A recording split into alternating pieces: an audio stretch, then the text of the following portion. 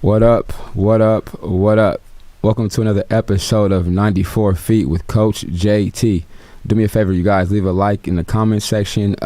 Just let me know what you think as I continue to grow and develop this podcast and keep having some dope guests on the show. Man, I'm coming at you 2 days from the last show, but we had to get this guest in today. Had to get the homie in while he's back home.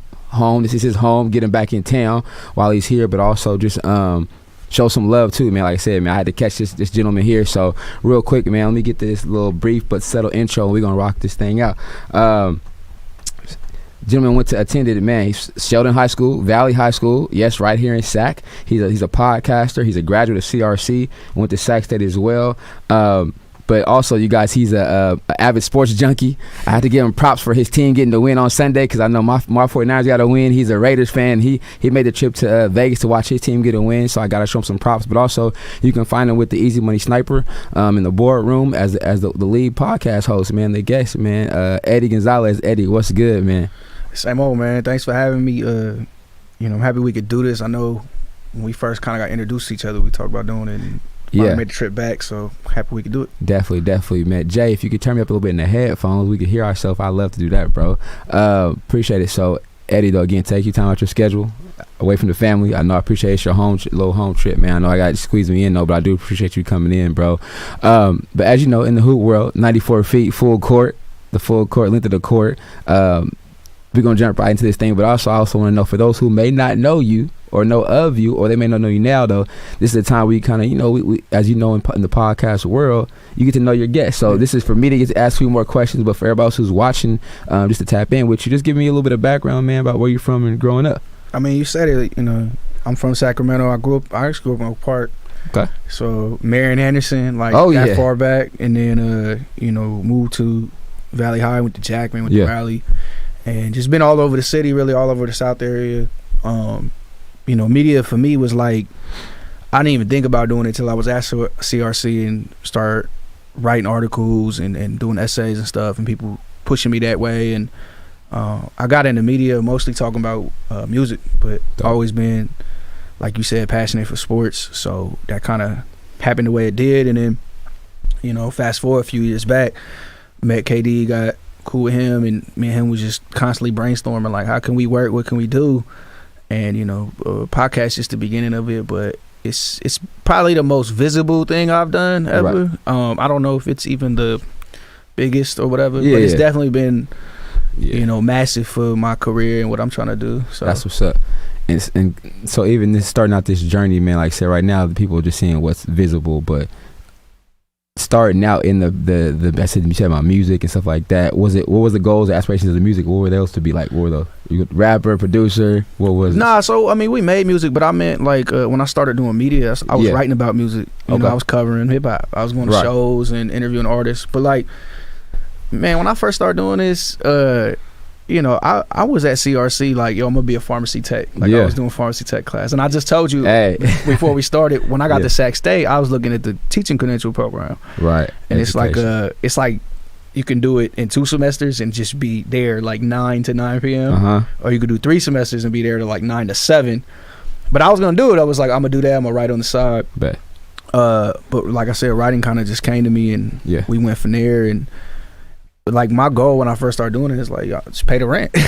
Right. And it was like, if I get to pay the rent off writing about Jay-Z songs, like that's the dream. And it took off from there though. I'm shocked by how far it's went, but now I'm like, all right, how far can we take it past this? Yeah. So starting out early, man, in that music, what were some of you said Jay-Z's, of course we know, but some people who you really, one, love to write about, or two, love to follow and just follow their journey and document that? Yeah, I mean, when I was working at the smoking section, I tried to bring as many like Bay Area acts out to Sacramento acts. Yeah. So I grew up, I used to live 2 houses down from Tim Mozzie. Okay. And so it was like, try to cover him as much as I could.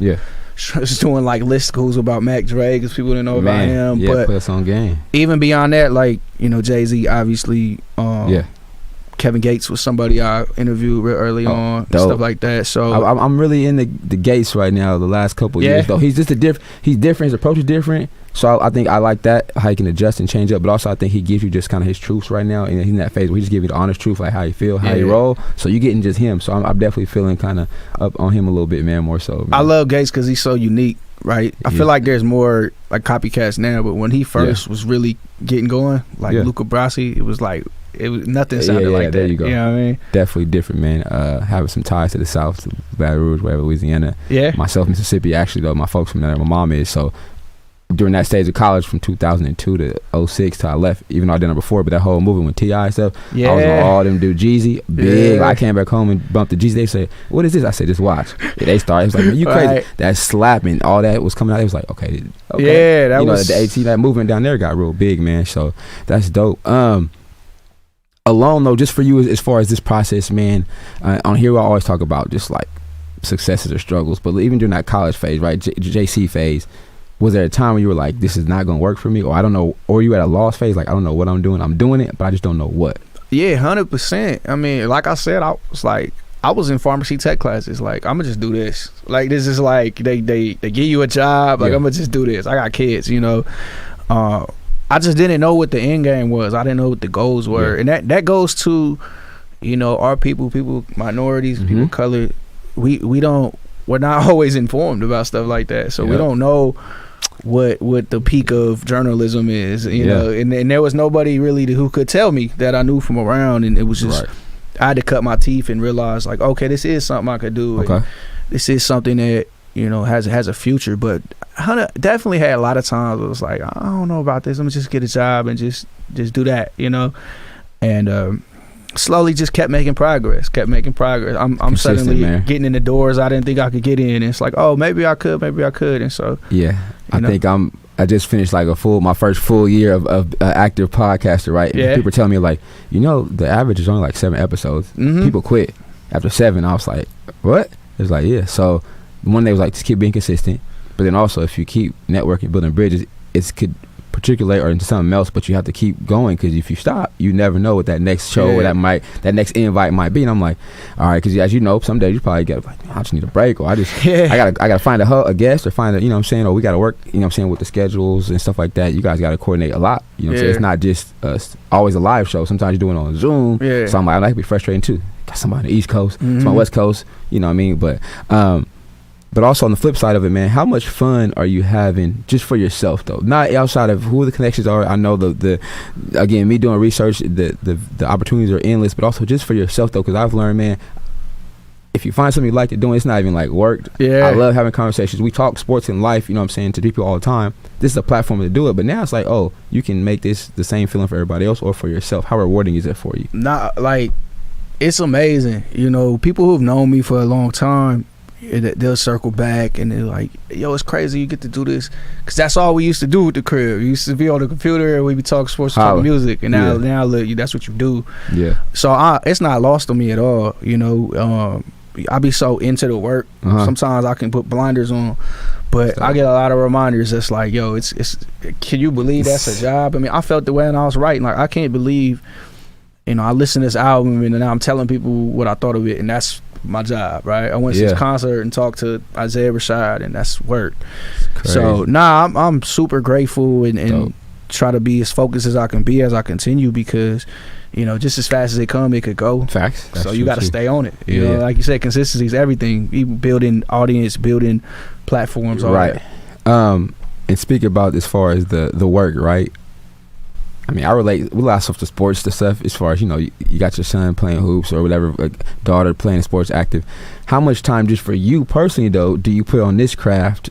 Because, I mean, like you said, you can pick days where you go harder, but you can't just go days without doing nothing. Or you can't. So, but just how consistently have you had to have been to get to this point, or just to get better? Because that's one of my things. I want to get better at this, so I know I got to study a little more. I got to watch the guy. Now, like I said, I'm like, okay, now let me learn. I'm keeping it real, right? Because some don't reinvent the wheel all the time. Like, what is he doing well? Okay, he's smooth intro. You know, you got to study a little bit, because if you want to be great or be something, you got to look for some people, though. So it fluctuates for me. I mean, when I was really, really locked in, it was like a constant thing. You know, the media is just, it doesn't end. Something might happen at 3 a.m, you got to be ready, you know, and it's like it doesn't turn off. Now it's like when I prepare for a show, we only have episodes every 2 weeks, so it's a little bit of a gap.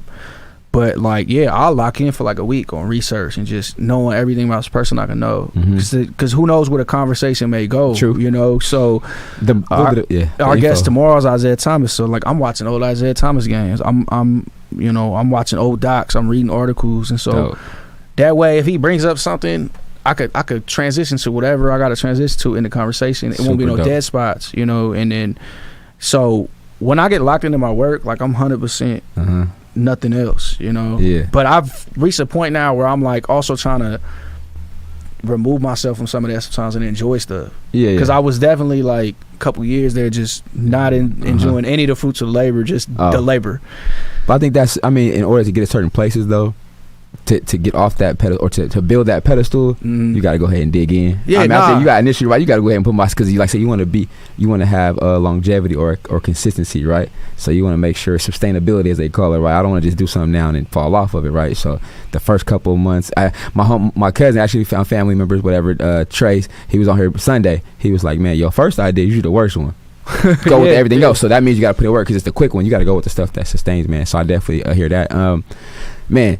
Like I said, I watched the interview with Roddy Ricch. I was a fan of his when he came out. But just how dope is it to have conversations with guys that, I mean, from all walks of life though, but are in the music industry doing big things. But I think it's more so when they get to have conversations, I'm seeing they're human people. Like you get to really learn. I'm listening to him talk, or different interviewers from Stacks and Matt Barnes, everybody. It's a lot of people on podcasts now. They're still humans no matter what their status is. But to hear them conversations, so just to hear different conversations from people who you come across. What is your vibe when you get to kind of like, I mean, because sometimes I can't wait to ask certain questions, or sometimes I can't wait just to hear certain things. You know, the joke between me and Kevin is usually like when they start cussing, we know they've relaxed. Okay, they're comfortable. They're comfortable. Right. Okay. And so we always just want them to feel comfortable. You know, it helps having Kevin in the room because it's like, you know, he gets where I'm coming from, celebrity and all that stuff. But yeah, it's exciting. It's exciting talking to these people. And my goal when I first started working with Kevin was exactly what you said. Like, I want people to see the dude I see when we go kick it, you know? And so I want people to see that human side. Right.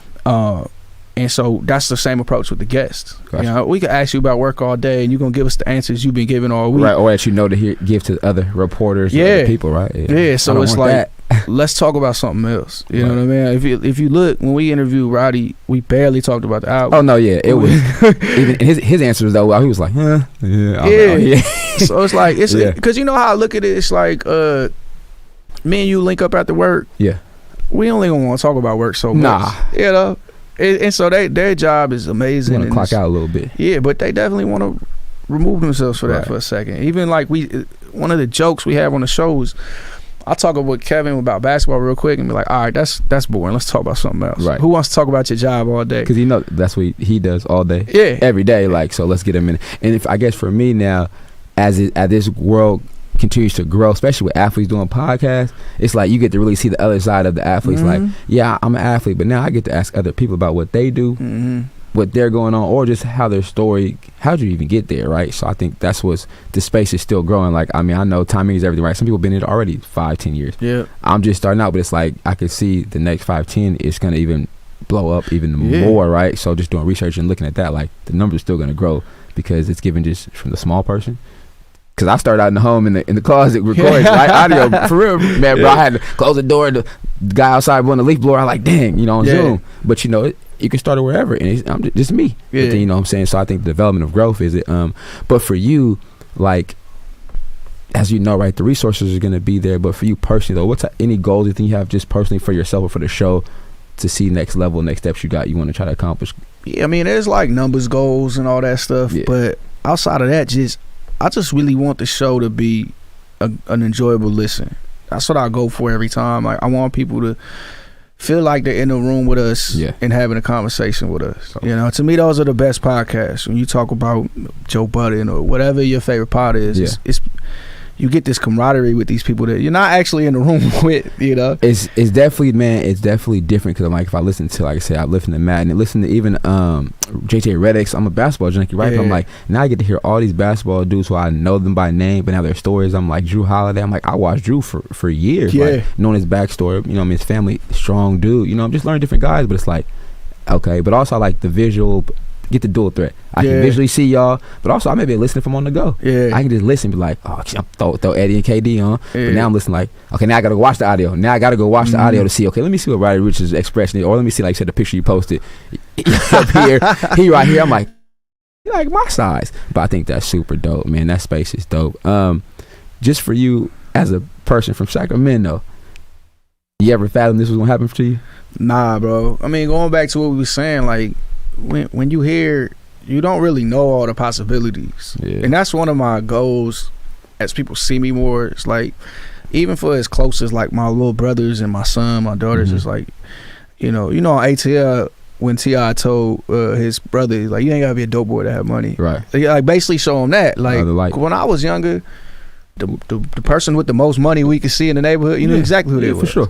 And it's like, well, that's what I'm gonna be. Like when you 10, you're like, I'm gonna do that. That was something tangible too, though. Yeah, we all saw the TV. Okay, yeah, we had the hoop dreams, but I lived next to or you saw the dope boy down the street, or you saw somebody else who was doing something extracurricular to get money. Like, I want to feed my family. It's like, yo, he got a 5.0. I need. He got a whip, right?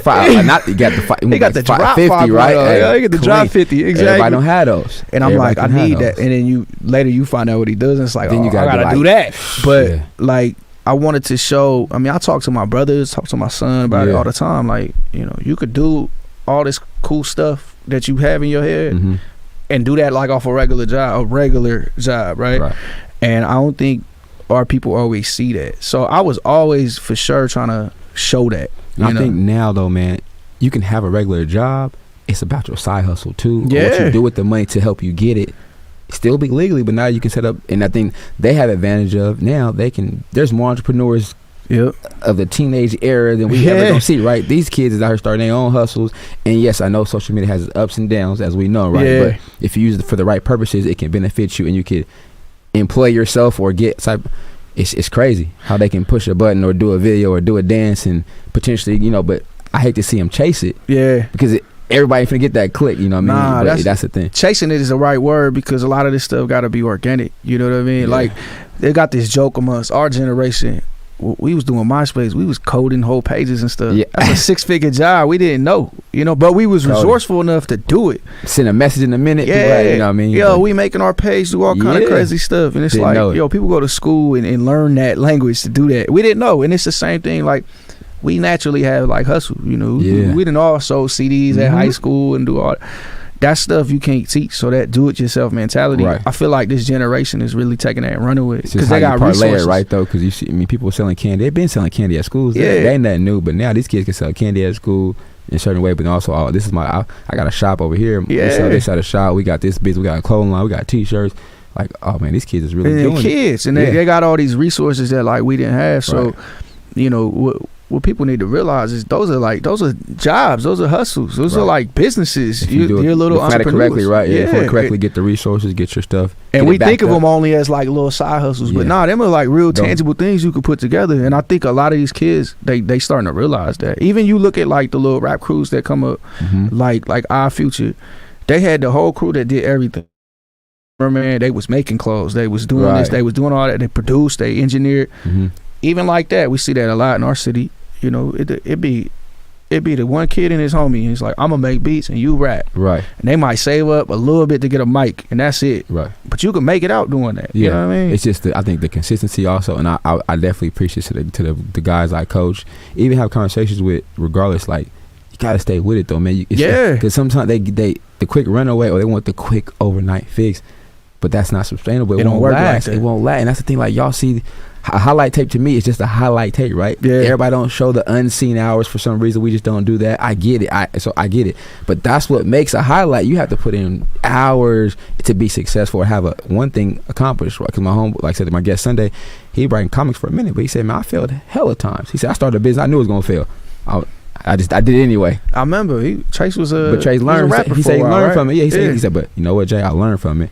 but that made me do something else. I said one failure teaches you something else, man. So that's super dope. Failures are lessons, man. Yeah, definitely gotta take them.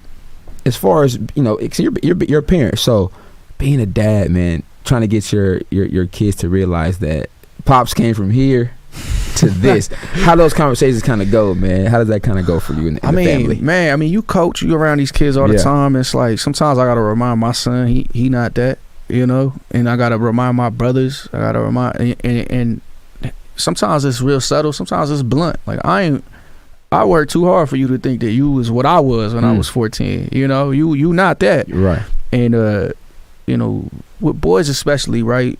And this isn't every city, but this is our city, so we see it here. It's like you could definitely make the wrong left in this. Whether you think, don't say it's Sacrament, don't let it fool you. Yeah. You can make the wrong left in any city, and I'm not putting down Sac either, but we know, like, being from Sac, you can be in the wrong place, wrong time, and it's like you could go down the wrong path and just be a whole different kid.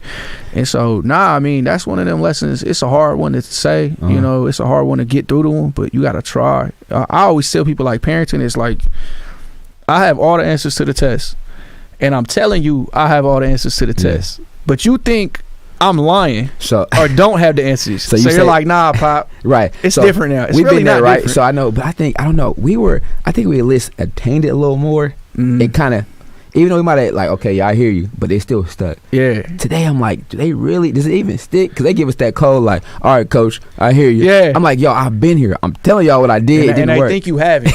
They think it's all new. We sound like some real old heads, right? But bro, I think we got the best of both. We're not the old head. We're not the young cats, but we there. But I'm like, y'all, hey, we can still do this. Yeah, what I mean, I try to tell y'all we can still do this, man. But that's one thing. I'm like, okay, is it just me? Nah, it's a lot. I go a lot. Nah, I mean, I tried. When I was here, I tried getting in coaching, being involved as much as could be with kids as I could, and it's like, but those are the reasons why. I wanted them to see this, young boys who around, to know, like, it could really go bad, so you might want to be cool, right? You know what I mean? Because I done seen, we've all done that. Like, we had the kid we grew up in from third grade, and he turned into like a real driller. Yeah.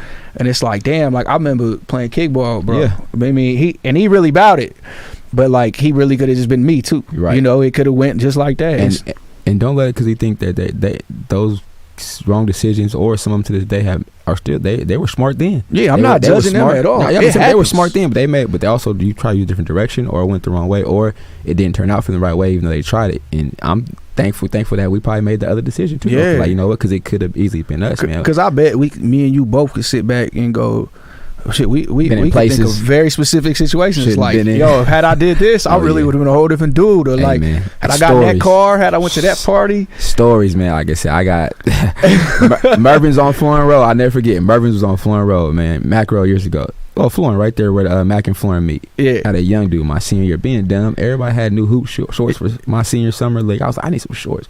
Walked in there, tried to walk out with some hoop shorts. But the cold part, first time, my conscience was like, don't do it, put them back. Yeah. But then I went back and tried to grab them. Didn't work out. I was like, but for me, like you said, that was the best, because if I didn't get caught then, I probably would have kept doing it. Yeah. And then I went there, they took me to scare straight off Durban Road, bro.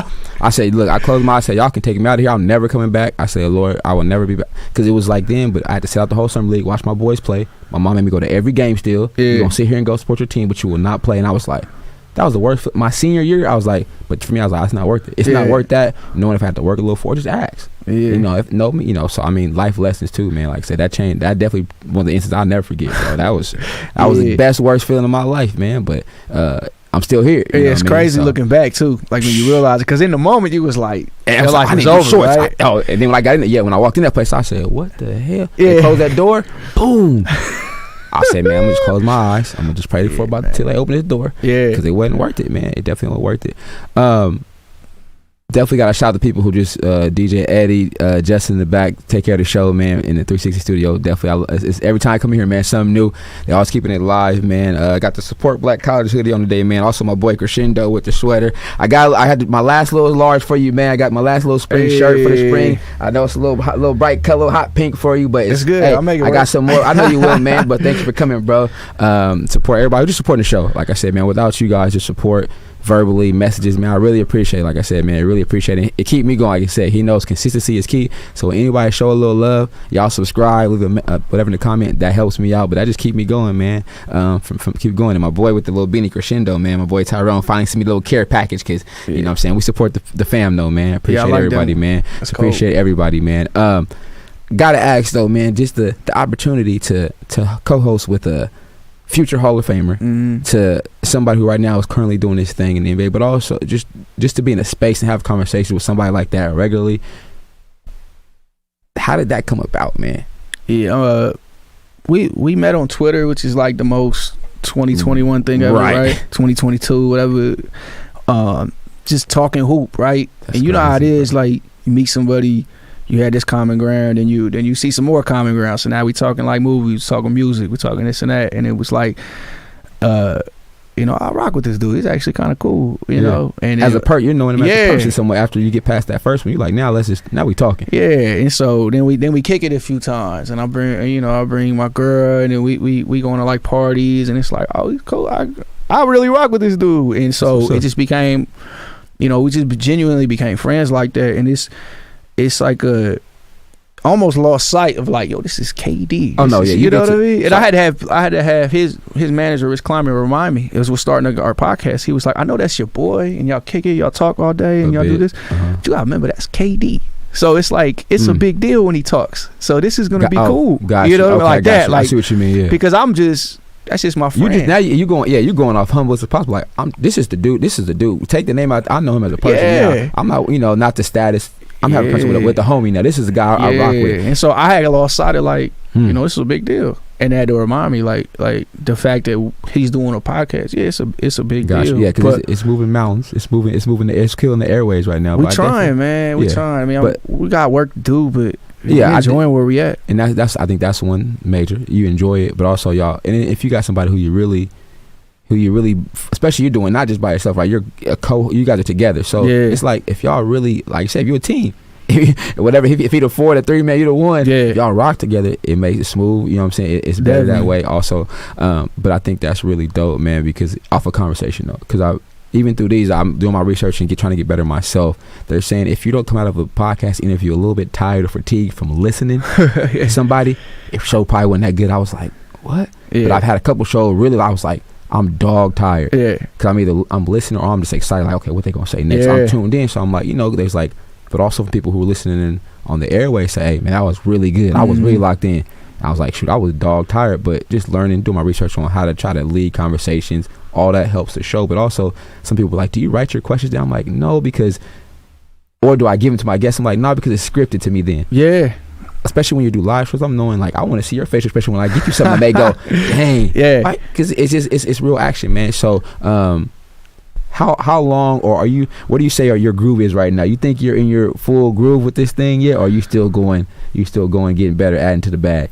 I feel like you always get better, right? Yeah. I definitely feel like I'm in a good place. Talking to people is a talent. It's a hard talent to hone in on, like in an entertaining way. We all talk, but can you make it entertaining? And then doing it on camera adds another element. It's like I got to hold court a certain way. Facts. And then I have a weird setup where I have essentially 2 guests. Yeah. And one that we have familiarity with, and I have to make sure they mingle. So they both come. Yeah. It's a learning thing, but I feel like definitely in a good spot. And like I said earlier, when they start cussing and get comfortable, I know we really got them. But we've had shows like when we did J. Cole, mind you, he's in Africa, so he's like X amount of hours ahead. It's 1 in the morning, and we could have talked for 3 more hours. You know what I mean? Like I had to shut him down because I know he got practice, he got hoop practice in the morning, he got all this stuff. But you could really feel when the convo's flowing and it's like it's more natural and all Cole that. Is so dope to me, man. Just his vibe, bro. I don't know. It's just different, man. He's just energetic. It's feeling, but also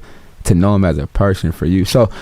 Let me ask you this though. So you're getting every show episode is somebody of some type of status, right? Anybody ever catch you with some like, I didn't know that? Yeah, like, I mean, like just whoa, like caught you off guard. I mean, ideally that happens every time, because I'll research to the point where some of the guests be like, damn, you dug deep, homework? But now definitely.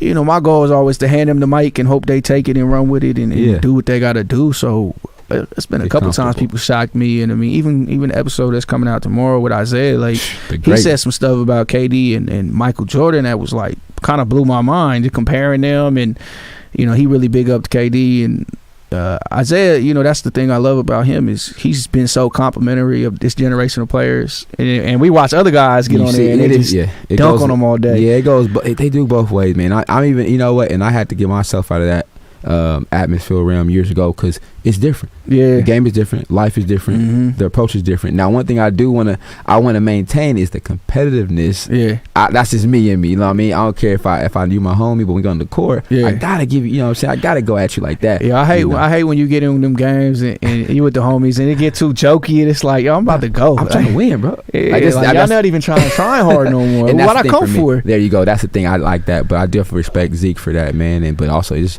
a great player at the end of the day. Yeah. The game speaks for itself, man. So, and while you said that, where can everybody find the interview at when it comes out, and where can they follow you at? You know, all the socials, man. Where they should find you, man. Shout them out there real quick. Yeah, man. so I mean, all the podcast platforms, Apple, Spotify, Stitcher, all that good stuff. You can find it there. We're on YouTube a week later. So if you want to see the video, you can pop up on a week later. Got it. And then for me, I mean, I'm on Twitter at Bansky, BANSKY. But more importantly, like all our work is on the boardroom. Boardroom and our website and just all our platforms, YouTube, socials. I'm just really proud of the work we're doing there. Yeah. We building out a whole, media company from scratch. Again, me doing homework like you do, right? I'm like, there's so many entities in this thing. I'm like, where do I begin? I'm just trying to just get information. I'm like, oh, they do this. Oh, this is something else. I'm like, oh, follow this page. I'm like, they're into everything, man. So it's a big, is it like, well, I'm saying it's a big team, but it's a lot of people at work. Yeah. In the end of the boardroom, it's a lot of work going on, man. Yeah. When I met with the team the first time, we were in a room no bigger than this, and the team was like 5 people. And it was like that's growth. And it was just a lot of resourcefulness, and just one of the things we talked about was can you do multiple jobs? Right. Can you be multifaceted? Because that's what we're looking for here. And I'm like, yeah, that's what I do. I do a little bit of everything. That's what's up. But like and then another time, a little over a year ago, November before the last NBA season started, we was in the office and it was me, Kevin, and Rich, and it was empty. And it was like, yeah, we got to get some people in here. Pandemic, it was empty, but our staff wasn't that big either. Right. And then so we back in there a couple months back. In November again, a year has passed, and our staff is like 30 people, and the room is buzzing, and they got all these projects going. They making TV shows, docs. They doing articles every day. They doing events, and it's exciting to see the growth. That's what's up, man. And it comes through the hard work, but also through the years, right? This ain't happening for you overnight. Which also I want to make sure we always put that out, like that percentage of the overnight celebrities or the overnight stardom. It happens, but not to everybody. But it's the people who've been, like you say, this. You go back to doing this in high school, junior college, Sac State days. So you know what I'm saying. We're somewhat far from our college years already. Yeah. But believe it or not, but I'm glad we don't look that way. You feel me? Yeah. So I'm glad we holding it together. You know what I'm saying. I get that. I was like talking to a parent on the phone the other day. She thought I was a high school student trying to play a prank. I said, no, man, I'm the teacher. Sorry. She's like, oh, I'm sorry. I said, it's cool. It's good. But that's a good thing. But that's super dope, man. So you at the end of every interview, man, I always got to get like the triple threat: dribble, pass, shoot, sports-wise, basketball, right? But for you, just 3 things that you yourself, man, as a podcaster, as a parent, whatever you want to do, you hold on to, right? Your character. 3 things that you hold on to that you could tell somebody else right now that they can listen and take from this interview. But you know what? Eddie's triple threat was I'm holding on. That's it. That's key, man. Give me 3 things, man. Well, first off, work. Like nothing's gonna happen without the work. You can't just watch a house build itself. You got to go out and nail the studs to the wall, and you got to do all that. So your work is always what's going to show. Like you said, highlights and all that. The work in the gym is where that happens. Right. So you want to be a grinder in that way. That's not to say that you got to be, 24 hours a day, never turn it off. But when you lock in, you definitely got to work. The other thing that I've seen just in life in general is the relationships you build with people and the way you hold yourself with your integrity. That means everything, because you never know. The dude you meet doing whatever and you made a great impression, he might be the person to hire you or build a business with you in 2 years, because you don't know who you meet. You know what I mean?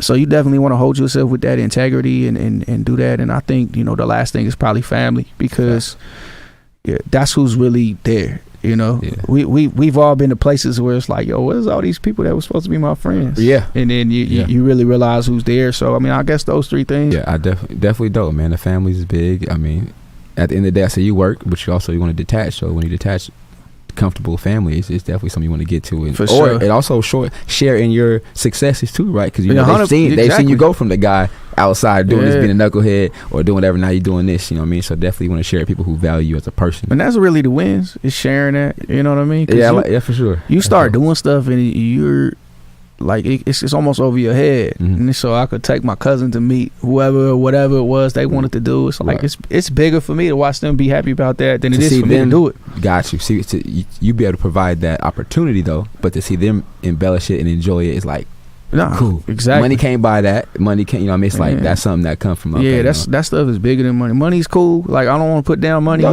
like, you need to live, survive. But there's bigger stuff than that, and those are the real wins. And you start to realize that. I you like know that. what I mean? Those are the real wins. I like that for sure, man. Man, appreciate you for stopping by. I know you're busy, got stuff to do. See the family while you're here.